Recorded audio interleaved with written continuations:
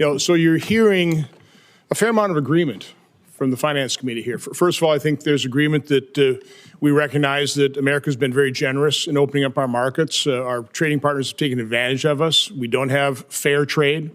But I think you're also hearing that our constituents rely on trade, and they're going to be harmed by it. So I handed you 10 case studies, and by the way, for the 10 that were willing to go public, probably got another 50 that were concerned if they went public that they may not get the exclusions. Now, I'm somewhat disappointed to hear that exclusions of some of these things are being ruled out at this point in time. They're very specific situations that I think you ought to consider exclusions for, because I don't often agree with the members on the other side of the aisle, but in many cases here today, particularly when they're expressing concern about small businesses in their states, I'm hoping and I hope you and the president are very sensitive about companies potentially going bankrupt by these actions. Again, we want fair trade, but I hope you recognize, tariffs are double-edged sword. I would argue a somewhat blunt instrument. A question I have for you: there's no doubt that we have offshored some very crucial products, pharmaceuticals, high-end semiconductors, rare earth minerals. Do you have a list of what those products are that we must, in some way, shape, or form, reshore? Thank you, Senator, and I appreciate the communication we've had, and I've received your letters, and we'll take a close look at those to make sure we're incorporating feedback as we develop the policy. You'll note in the action we took last week, there were certain sectors that we excluded from the tariff action because we think they need their own investigation and consideration, whether it comes to tariffs or other actions. This includes semiconductors, it includes pharmaceuticals, like you're talking about, certain metals like copper, and also critical minerals. These are areas where we have to reshore. We need to be able to think about the best way to incentivize this.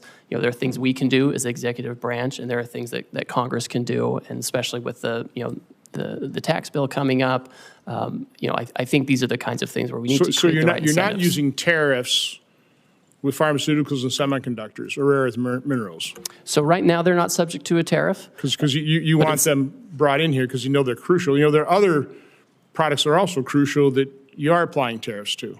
So we are doing investigations right now, and we're considering, with respect to pharmaceuticals and semiconductors, the president's been very clear about this. He said it several times, because tariffs are a tool that can be used to create incentives. What we can't have is the status quo. The status quo has not worked. Do you believe a trade deficit is just per se always bad?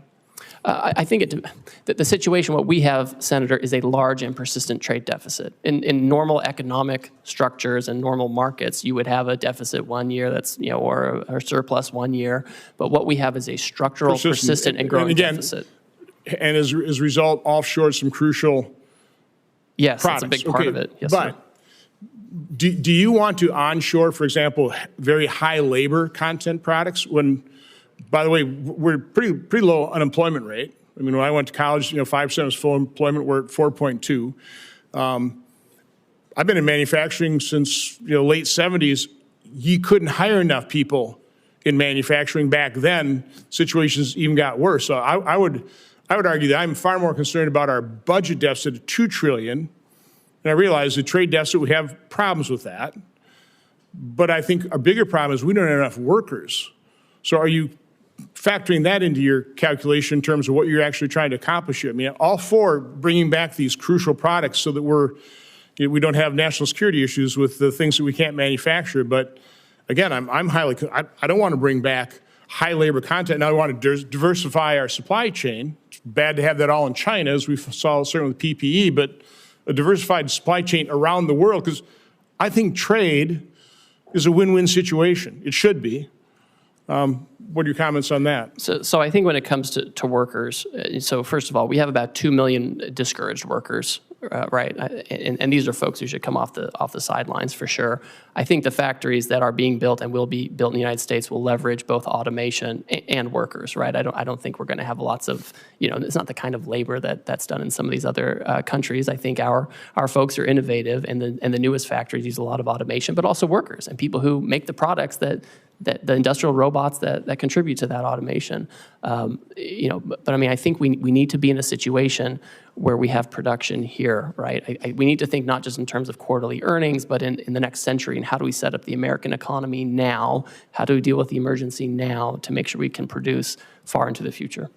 Again, I would ask that these case studies be entered in the record, and I just really ask you and the President, focus on the products we actually need as opposed to using this broad instrument. There's going to be an awful lot of collateral damage. People are already feeling that pain, so I hope you're sensitive to that.